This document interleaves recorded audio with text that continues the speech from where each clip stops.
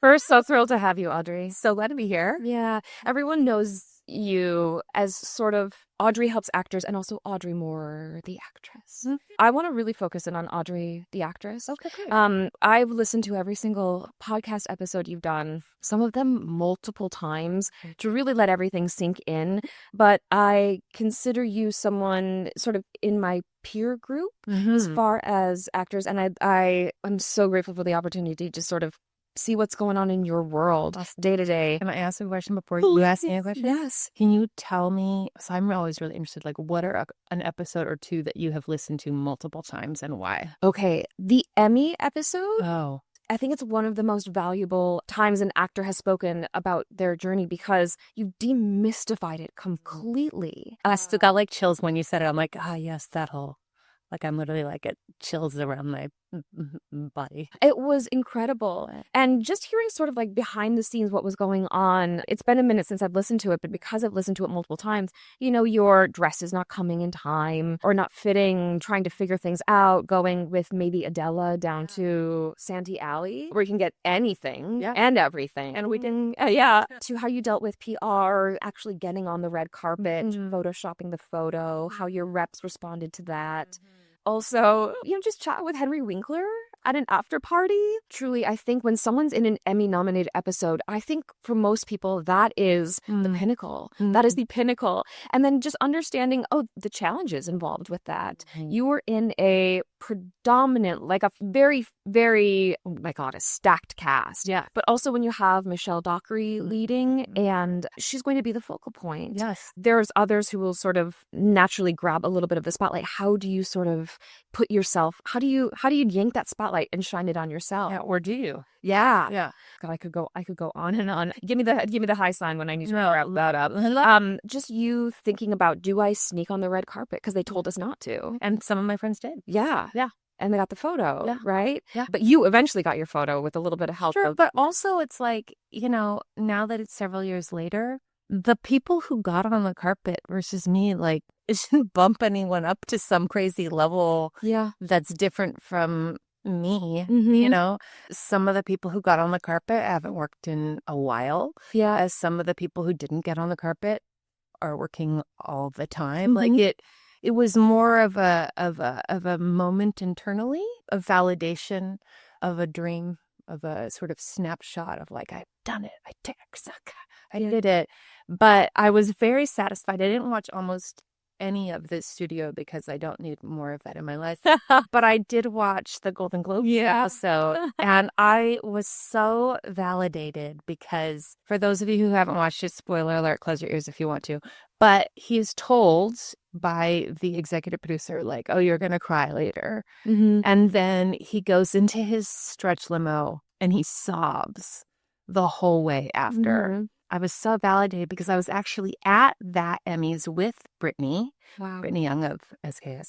And we both had this crazy experience and got to sort of check in before and during and after all of it.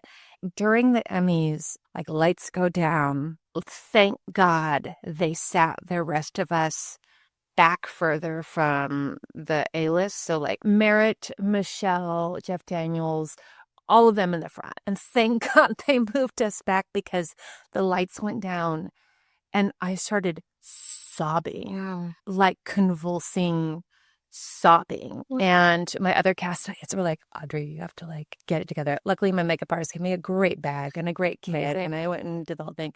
But it was just all of that pressure of years of wanting to get to that moment. And then getting to that moment and just, I was like the ugliest like cry ever. I was very affirmed and validated when they showed that on the studio that's like a thing. Yeah. That's I really do appreciate your transparency with it all. Just talking about the costs. Oh God, so expensive. Blew me away. Yeah. Blew me away. And just also gave me like, okay, great. So need to have that ready. Yeah. Whenever. Yeah. When the Emmys come. Yeah. That's right. By the way, I auditioned for your role in Godless. No, you did So not. God. Oh, We're a little bit of a different type. Of course. Yeah. I'm about, we've got a height difference. Yeah. So the role of Godless, I played a character that was super goofy. And originally it was a movie that was written in 2002. And so I was given the movie, but knowing it was a series. So I read the movie, and in the movie, there was this part that they didn't use in the series where they literally take like an old school cane with a hook on it. Yeah. And they hook it around my character's neck to like yank her out. And I knew then exactly what we were doing with her. I was like, oh, we're doing the neck hook yank. I was like, cool. I got it. But then because what they had given me for sides was this nun role who was super scandalized. And it was like dark and gritty and terrifying. And that doesn't really gel with, I'm going to yank your neck with a old school hook cane, right? And because I was like, oh, her name is Sarah Doyle. Like, she's a goofball. And it's just all about being dopey. I called my rep and I was like, will you call them and ask, do they want me to do the nun sides as Sarah Doyle, or do they want me to do the nun sides as the nun? And they wrote back, they want you to do the nun sides as Sarah Doyle. Wow. And I was like, okay, great. And so then I knew I needed to just turn it into like a neutral scene. Do you guys ever do neutral scenes? So for people who don't know, should we explain what a neutral scene is? Yes, please. Man, let's like nerd out on acting. Let's do it. I love my favorite. So a neutral scene, there's another word for it. Do you remember the other word? It's completely out of my mind right now. Yeah. But essentially, it's a scene that is usually a page or two, and it's devoid of location, circumstance, tone, anything like that. So it's usually two people, and it's like, how are you today? I'm fine. You seem to have some troubles last night. I'm okay, I promise. Do you need any help? No, I wish you would just leave me alone. And so then an acting teacher will say, let's do this neutral scene, but as a comedy.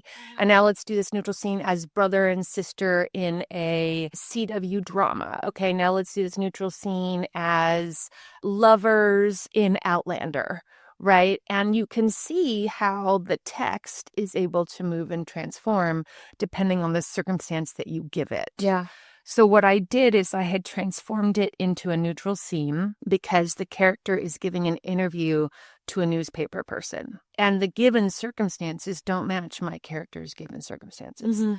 So I decided that my character instead took the train today and for the first time ever is going to talk to a reporter. Oh. And she can't wait to just gossip about this scandalous thing that she found and saw. And so I did it that way, like, and then he buried this thing and he took this thing up and I couldn't believe it. And I was very nervous. Below my waist, the casting director could see my legs were shaking because I was the energy, right? But I had a blast because you get her, you just know her. And I was like, oh, do you want somebody who's like gonna be really funny on screen, just visually and dopey and just a little inappropriate, but doesn't have awareness that she is? So that was great. So I'm fascinated. So when you got the audition, what was your process? Isn't this awesome that we get to... Yes, it's absolutely. so great. This is the real dish. Yes, and really, truly, when I heard you on an episode talking about it, like you asked for the script and I was like, yes, I didn't ask for the fucking script. I do it all the time now. Yes, right. And one of the person who deserved to get the role got the role, but also I saw on the breakdowns that they were looking for male twins. And so Russell Lewis, right, is a longtime student of mine. SKS, yes. Yes, and so I was like, you need to get your reps in on this. So, like, you need to get in on this straight away. And not only did they book it, but then they... Beyond and beyond. Yes. So absolutely. Two greater people don't exist. Yeah. But I went in, I like have only ever gone to Catholic school, was raised very Catholic. Yeah. In recovery. Yes. But I did a cross out. I'm in recovery. So I just based it off of Sister Carla, who I just adored and loved and was such a a really good nun. Amazing. Because they're Oh, not. you did The Nun. I did The Nun. Yeah. Yeah, I did The Nun. I had a feeling that most people were going to go in and do Yes. The Nun as The Nun. And the girl that booked The Nun, I don't know if you know her, but you guys look like absolute twins. Oh. Like, I'm sure you go out for everything together. And she did a fantastic job. And I was like, oh, everyone's going to come in and do The Nun. And also what worked for the actual casting was there were two, it was myself and another actress who were always standing next to each other. And so the comedy is that she is your size. She's like, she's quite small. She's really tall and she's petite. Samantha Soul, and I am not. And so what happened was I asked for everything to make me bigger when I got to set. Really? Like I asked for hats with feathers. I wanted a parasol. I just wanted everything so that visually I looked as character-y opposite her as humanly possible. And I asked her what her behavior was going to be and all of those things. And she was choosing like knitting and being really tightly wound. So I just did opposite everything she did. So if she was knitting, and then I was like, so bored and disinterested. And I just tried to polarize myself just for visual and character differentiation and interest. What you're saying is so good and juicy. And also, that's part of knowing the story, knowing like script analysis. There's disparate energies. Yeah. Disparate characters are often placed together because that conflict can be funny or it can just be innate conflict. Like, it's so smart, Audrey. Thank you. Well, I could really trust his writing. I mean, so that's Scott Frank. And so people who don't know Scott Frank, if you talk to a writer about Scott Frank, especially when I booked it before he had really blown up in the directing space, but if you talk to any writer about Scott Frank, you're like, oh, it's Scott Frank. You're like, Scott's doing it? You just said Scott Frank? And it was just like, that was a Mr. Legend. And I was like, yeah, let's go. So I knew I could trust that. But also my husband has grown up in the industry, writing, directing, editing now. He's mostly an editor, really understands story. And I'm grateful to understand that what happened structurally in this script is the person I was next to was almost entirely exposition. And so structurally what you do is next to exposition, you put the clown. And that's because exposition is inherently boring. Totally. And so you put a goofball next to the exposition so that it's just a little bit more entertaining. There it is. That's all. Yeah. And so that's what I knew my job was. And it was really funny. All the actors were very diligent about like backstories and things like that when I got to set. And I was like, no. And they're like, you're not. And I was like, I'm just here to be goofy. Where I was like, I don't know. I'm just here to be like, oh, there he is. And so, yeah, I felt really good about knowing what my role was on set. Yeah. And doing just my role, not trying to do more, not trying to do less, but taking risks, continuing to push being goofy and trust that he would tell me to take it down if I needed to take it down, as opposed to worrying that I was going to be too goofy. And I think that was part of the beauty of the ensemble of all these women together, was everyone bringing their strengths, and it really came through in the work. Yeah. Your work is incredible in that. Thank you. Yeah. It's gorgeous. Another episode, if you don't mind me saying. That rocked me. I'm ready. Do you have an idea as to which one it might be? No, but I'm really excited to find out. It rocked a lot of my students as well. Oh, I think I maybe know which one this is. Is it Miata's episode? Oh, no. Okay. That well, one because Miata and I go, well, this is when we broke down the money after you book a series. And people were crying out. Oh, really? Yeah. Oh, wow. Yeah, that was a rock. Okay, so tell me what rocked you. It was when you had, I forget his name, the gentleman who I think now is your agent. Oh, great. And you were talking through, let me pitch you this actor. And he was kind of like, where's their series? Where's their show? My agent actually retired from acting and now owns a restaurant in Northern California. Yeah. and is happy and living a different life now. So in this episode, I hadn't signed with this agent yet. Right. Knew of him, and he had listened to the podcast and had reached out because I'd had one of his clients on several times, and he had sort of, slid into my DMs, and we chatted, and I was like, I'd love to know your thoughts if you ever want to come on, let's discuss. And so I had, without naming who the actors were, I had 3 actors in 3 different areas of their career. Yeah. And I had pitched him all 3 different actors. And so what I did was I said, I'm going to pitch you. I'm going to show you their stuff. I'm going to show you their resume. I'm going to play you their reel. We're going to pause. Then we're going to come back and we're going to talk about, would you meet with them? Yes or no? And why or why not? Yeah. Would you sign them? What is it? And so one of the actors is a dear friend of mine that is, as I said, no longer acting. And he is one of these guys that he'll have 5 auditions a year, book 3. Oh, wow. And I said that in the podcast. I was like, he'll have 5 auditions, he'll book 3. I don't know what the hell he would do in his room, but he'd go into his room, he'd get psyched, he'd go into his room for an hour, come out. The next day, he'd record it, and then he books it. Wow. He would do a casting director workshop, and and this never happens. Yeah, and the whole class applaud and standing ovation, and they say, let me get your information. And this is the kind of actor that he is. Okay, incredible. And so I thought, well, what about that? What about that? What about that as an impact? So maybe somebody whose statistics when they audition are really high, but isn't getting enough numbers in terms of their actual auditions. What about that? And so I pitched him, and he said, yeah, does he have a series? And I said, no. And he said, basically, that at the age in which this actor was, which at that time would have been early mid 30s, maybe early mid 30s, that he wouldn't take him because he wasn't competitive in his resume and his relationships. And so that had an effect on you. Tell everybody what that was. Oh, it had a huge effect. In fact, my Friday class at the time, we would always talk about your podcast. And I went in, and I can remember Courtney Locke sitting like she had seen a ghost, and she was like, did you listen this week? And I was like, I don't have a series. I haven't been close really to having a series.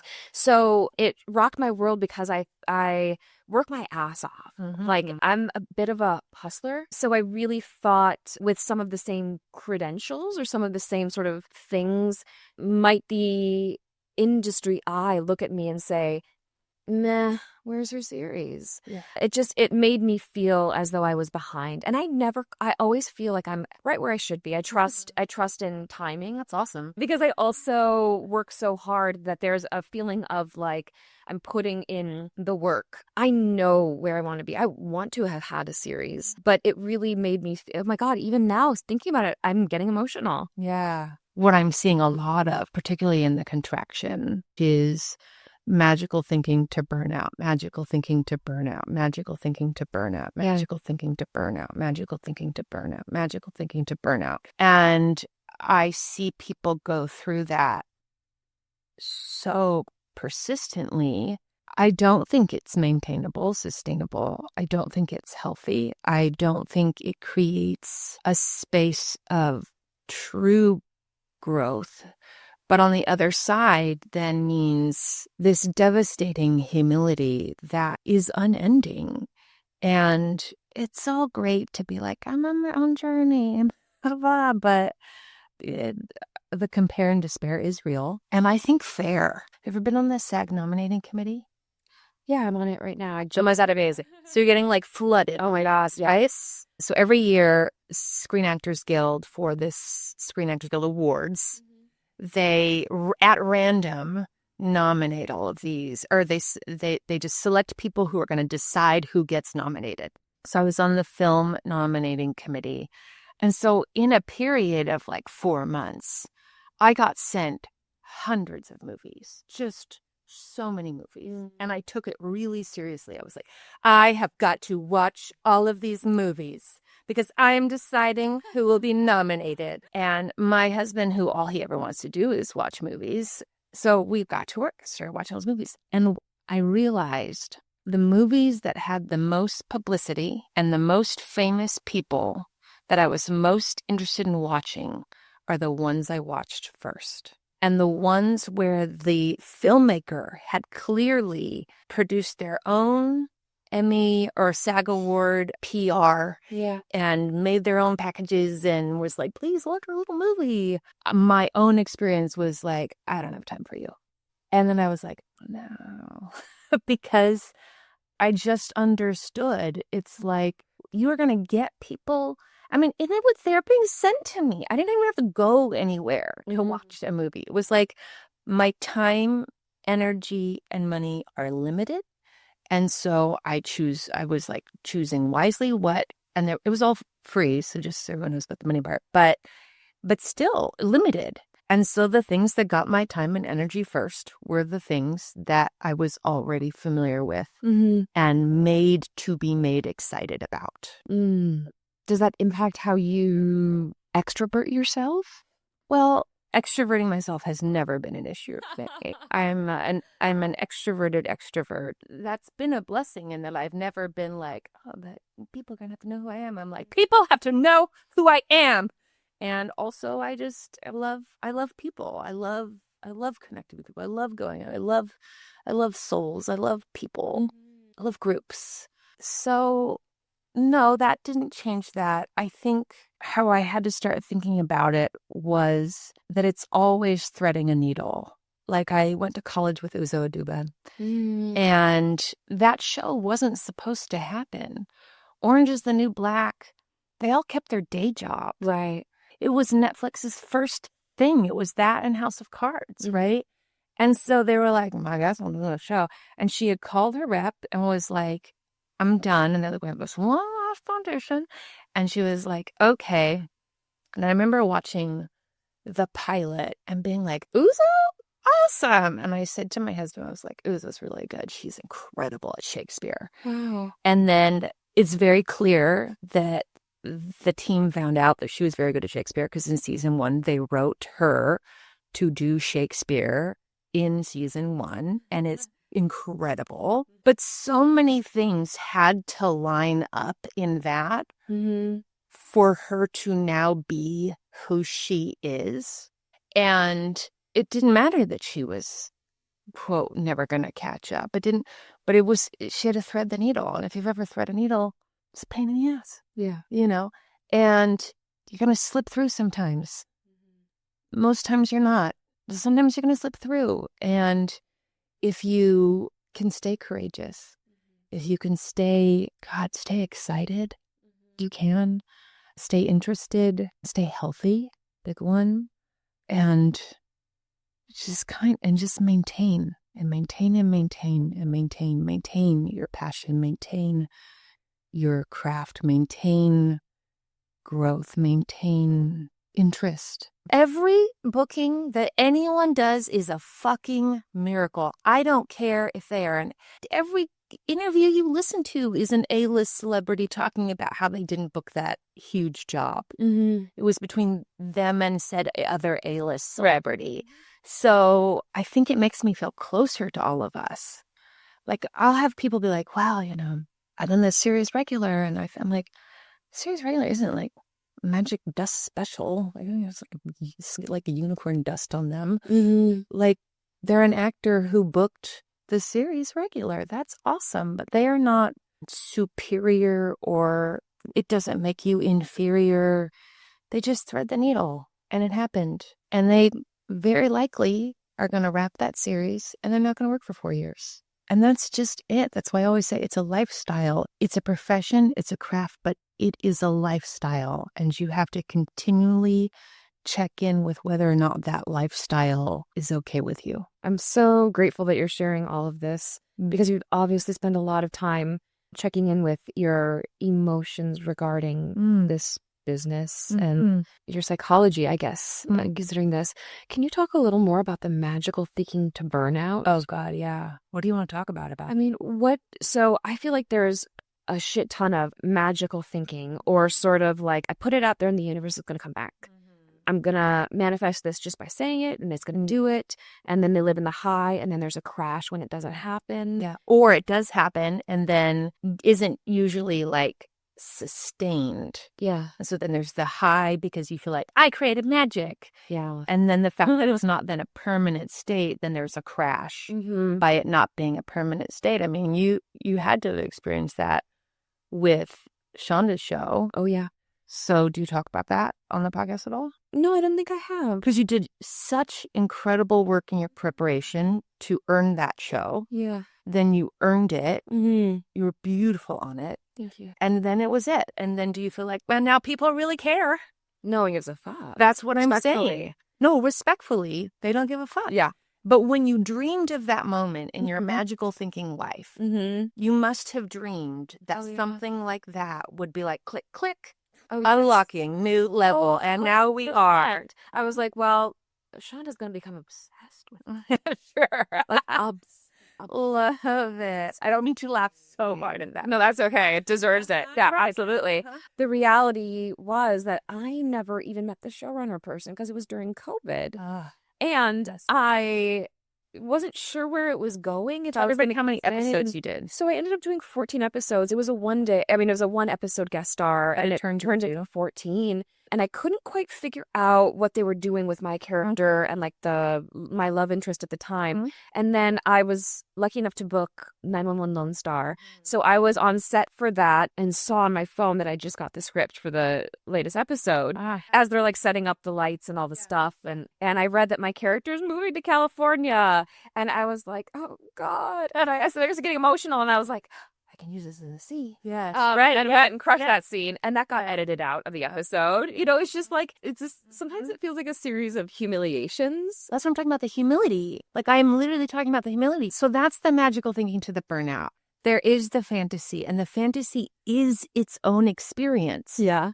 It's just like, okay, let's like go away from acting, and let's talk about like the fantasy of, you know, you see a dress online and you're like, I need to own that dress. Yes. You cannot wait. And you think about that dress, and you're like, it's too expensive. And then you still think about it, and this is like the fantasy of the dress. And so there's this emotional experience that you're milking as like a real-time emotional experience of the fantasy of this dress. So you're getting payout already in just the fantasy of this dress, right? Yes. And the high is so good. You're like, and then you're horrified. You try it on, and like you get it out, and you're like, oh no, this is different than I thought this was going to be. Because you know your body already, and you know, like, yes, I don't think so. But you're like, but I just really love this dress, so like maybe when I put it on, and then you put it on, and you're like, why did it do this? Like, what happened? Yes. And so then that's it. But you haven't tied your self-worth to that dress for the last 30 years. Right. Oh, God. So that when the dress comes, and the dress is just a dress. It's just a dress. It may look outstanding. It may not. But so they're two different experiences. There's the fantasy. There's the actual visceral human lived experience of the fantasy of the dress and owning the dress and how great the dress is going to be. You're like, walk down the street and people are just going to be like, you're so great. And then there is... And then sometimes you put the dress on and you're like, yes, I mean, it is everything I thought it was going to be. And then you wear the dress, and it just kind of always like does a weird shoulder thing. And so you're like, why is that? And then you can't like figure it out. And now you can't even return the dress because you've worn it all day, but you're never going to wear it again because it's actually not a functional dress. Yes. Right. So you have like all of those are different lived in the moment experiences. So there's a lived in the moment experience of the fantasy, the magical thinking of the job. And then there is the job, and then there is the result of the job. So then there's the magical thinking of the fantasy of getting the job. Then there's the magical thinking of the fantasy of doing the job versus doing the job. Right. And then there's the magical thinking fantasy of the result of the job versus the actual result of the job. So it's just understanding that they're different. Right. they're not the same thing. Just like I dream of going to Hawaii, but then when I go to Hawaii, it rains the whole time. Like, they're just different experiences. They're not supposed to be the same because one is a dream and the other is actually happening. Yeah. There's so much like letdown when it doesn't happen that way. When it doesn't happen that way, or you don't get the results, no one gives a fuck. And I've learned some lessons about how to dealing with that. How would you know that? Well, one thing is, so with Station 19, I started live tweeting the show. Oh, because when Scandal was on, yeah, it was all part of Shonda Thursdays. The Scandal folks would live tweet, and some of the Grey's Anatomy. And so I was like, I'm gonna fucking live tweet because I'm on the goddamn show. And I connected with a lot of fans. And I'm like, well, my mom didn't call me after the episode. My mom never watches any of my stuff, just so we can have that fun.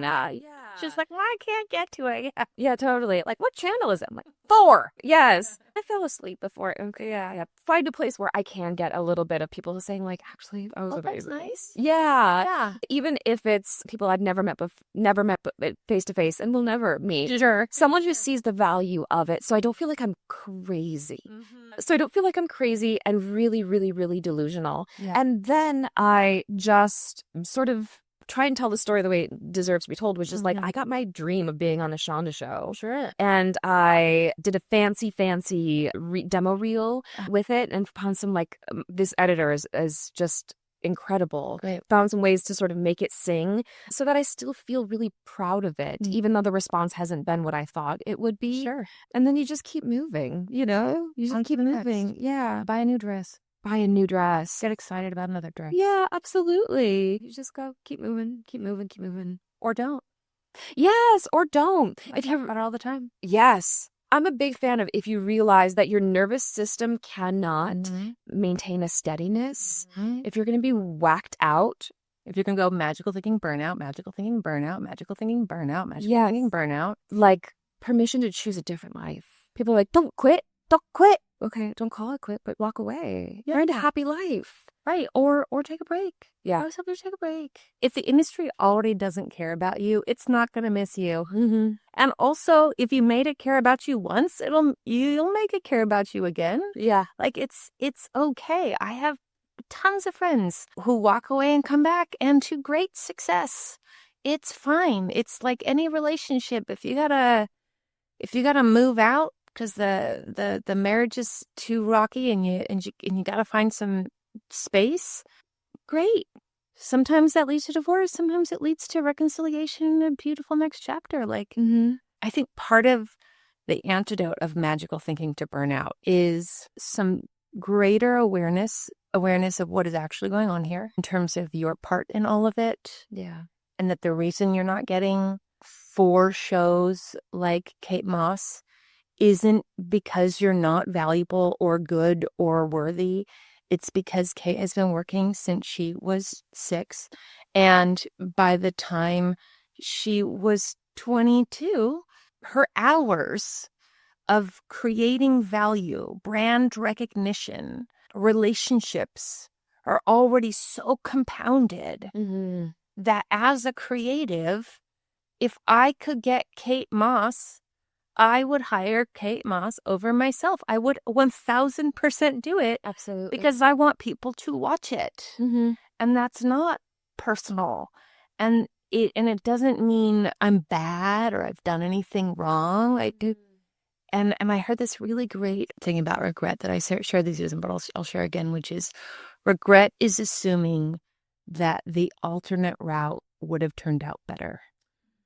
Oh. Because you have this regret about like, well, if I had started when I was 5, then I could have blah, blah, blah, and I could have done that. And it's like, yeah, but there's another version of like, I started at 5 and then I'm dead by 15. Like, truly, like that's a real possibility. Right. Like, I don't know what that other path is. I have my magical thinking version of what that path is, which can then lead to resentment and frustration and compare and despair, which then leads to burnout because I'm trying to make up for that gap that I think is like there. Yep. And so then every release, you didn't get it, every self-tape that doesn't get feedback, any of that, then is some like confirmation of my own misgivings, of my own deficit. But that's always when I know that it's becoming more about ego and less about it being a job and a business and a beautiful craft inside of it that's mine and beautiful collaboration that I get to partake in. But they're trying to make a lot of money, and those creatives are trying to also have incredibly successful shows. Yes. And they should. Of course. I always play, do you want to play, this is one of my favorite games, the green light game. Okay. So do you have a show that you have a show in your head? Have you written a pilot? Yes, I have a show in my head. Great. Everyone does. So let's say this show has been greenlit by what network do you want it on? Oh, Apple TV. Love. Okay.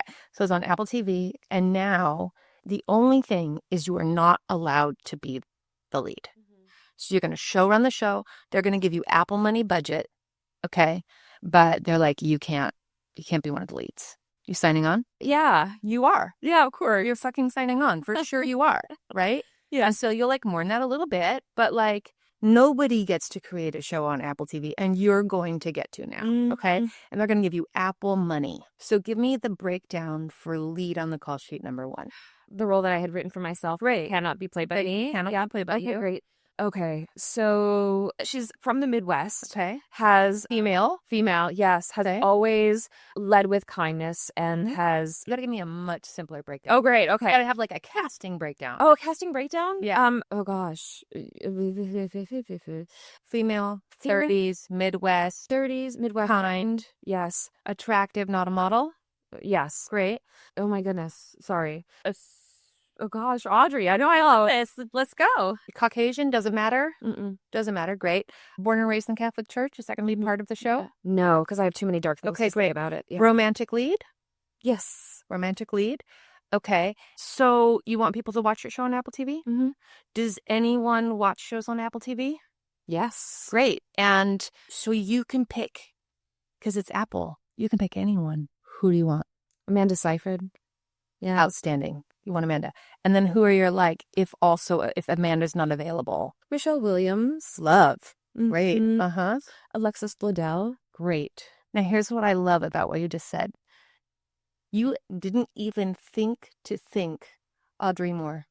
Oh, fuck me. No, but see, that's not a problem. That's the reality. Because you could have anybody. You could have anybody.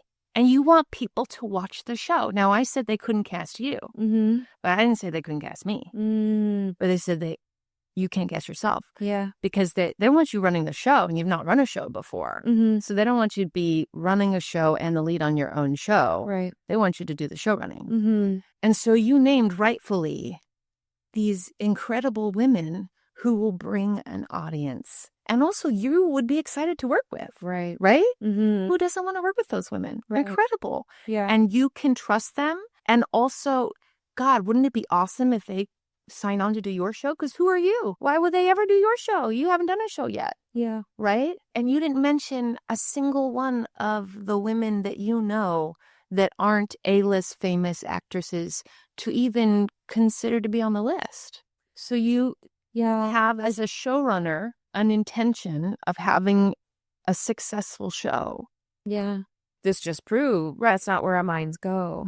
Yeah. Because you have Apple money now. Yeah. Yeah. And also, listen, I love myself. I do. I think I'm a fucking great actress, but Kate Moss is more qualified than I am. She just is. She's been working forever, all day, every day. I am up against women who've been doing 60, 80-hour weeks on set for 30 years. They're qualified. And they bring brand recognition. If you cast Alexis Bledel as the lead on your show, I have an idea of what show I'm getting. You cast Amanda Seyfried, I have an idea of what show I'm getting. You cast Audrey Moore, and America's like, what is the show? And now you can cast around me. You could be like, Audrey, I'm fighting for you. I'm pulling for you. We're going to put you in. We're going to get you. This is going to be your show. I'm writing for you. We're going to do it. and then maybe I get approved.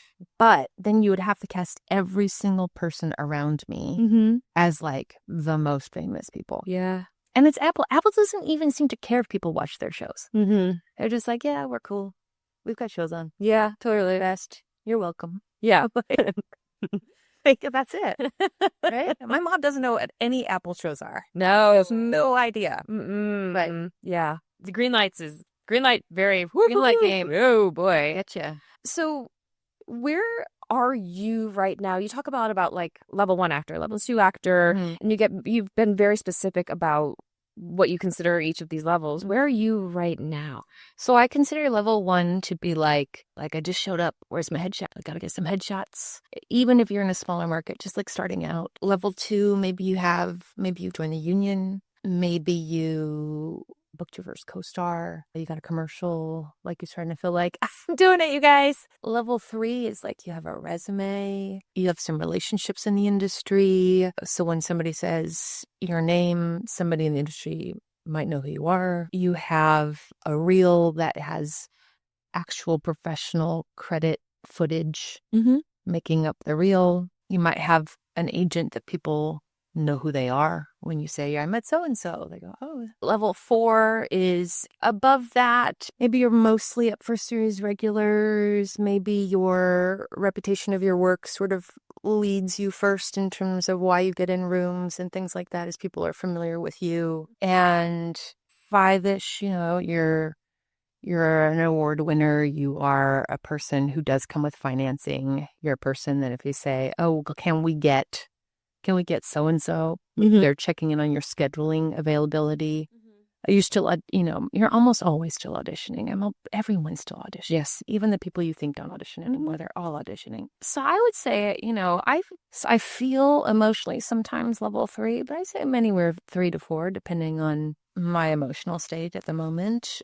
But I feel like I have enough relationships, both in casting and in creatives, that people, if they don't know who I am, they can make a call. People also don't realize this, what's almost always happening at a certain point. It's like, they'll make a call. How's Audrey? Is she nuts? Is she good? Is she good to work with? Yeah. Not even a call, a text message. And that I've worked with enough people of enough merit that is something that can happen. So how do you tend to your career, not when you are auditioning, but in the downtime? Do you communicate with your reps? Do you sort of work on networking with casting folk or directors? Yeah.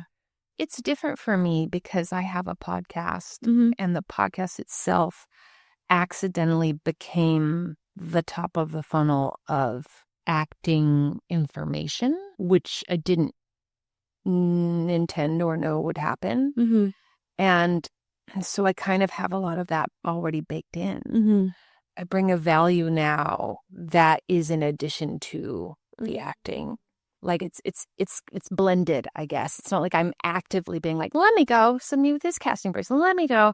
It's more like I've built relationships and friendships, and I have an ease on set because I have a lot of knowledge and have a lot of relationships that lends itself to easy conversations, which lends itself to easy relationship building. Again, I'm an extroverted extrovert, so it's no big, I don't like approach creatives and like, I exist, I in fact have the point of view of like, you're probably really freaked out today. And so I come to like, I'm going to help you be less freaked out today. But I do a lot of the stuff I hear you talk about that I love. My manager, who I've been with since 2012, she sends me scripts probably every day. Oh my goodness. I listen to them on Speechify. Cool. Because I'm not like I'm not a sit stiller really. So I listen to them and while doing things. And then in terms of the trades and all of that sort of stuff, I just manage that. I manage that sweet spot between magical thinking and burnout, because if I get too much in, I want to be informed, but I don't want to be inundated in the cell of either the disaster or the cell of the savior. I don't want to get too hooked in either direction. So I stay informed but not inundated. And yeah, I guess that's what I do. I talk to my reps. My manager I probably talk to every day. Wow. My commercial agent, I'm texting with them or emailing them probably weekly. My theatrical agents, less, but weekly, bi-weekly, some sort of communication. My agent, one of the best things that people can do when they're doing agent meetings, everyone wants to know, like, what do I ask? And I always say that the main thing you want to ask is, what is your preferred communication style? So my agent, who is my point of contact person, who is the person we had on the show, Adrian, he said that he likes communication because when people stop communicating, it feels like they're not interested anymore. Oh, wow. And so it's like, hey, I'm here. And not in an annoying way. I booked and shot a commercial this week. And so I emailed all of everybody on the team, like, I'm shooting, got a commercial, blah, blah, blah. I might send a photo or two of me on set and be like, here's my Midwest mom self again. She casserole, But I mean, they're incredible agents. My whole team is incredible, and they understand. And again, I think they know that my point of view is of authentic, profound gratitude for an understanding of what they do and their part in it. So I'm not like, hey, In fact, my favorite way to start an email, no need to respond. But here's what's happening. Here's what I'm doing. Yeah. I think maybe you communicate with your reps more than anyone else I know. Oh, really? Yeah, manager on like every day. Yeah. But you guys have a very special relationship. We've been together a long time. Yeah. Yeah.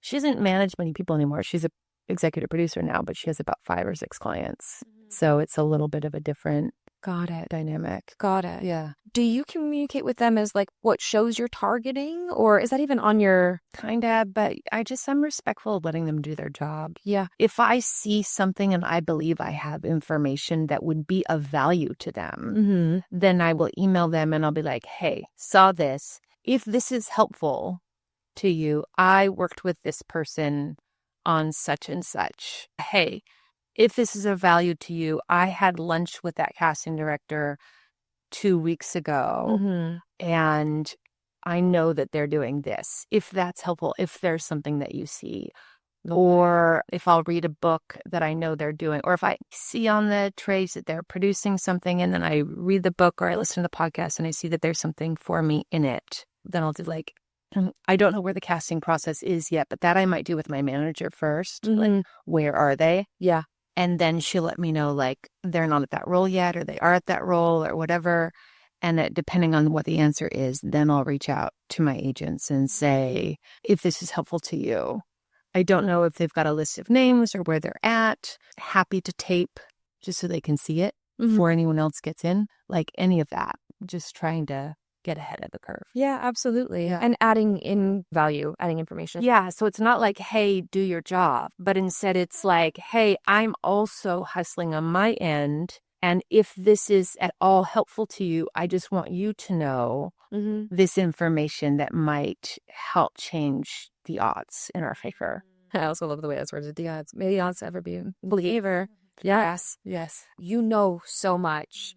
Audrey Helps Actors because they don't know anything. And But I also learning new stuff every day that I'm like, what is happening? Do you feel a certain pressure to, I gotta live up to that, or... Sure. But also, I don't think that's the pressure that gets me. I think the people I'm competing against, if we'll put it that way, the people that are auditioning for the same roles I'm auditioning for, they're all outstanding.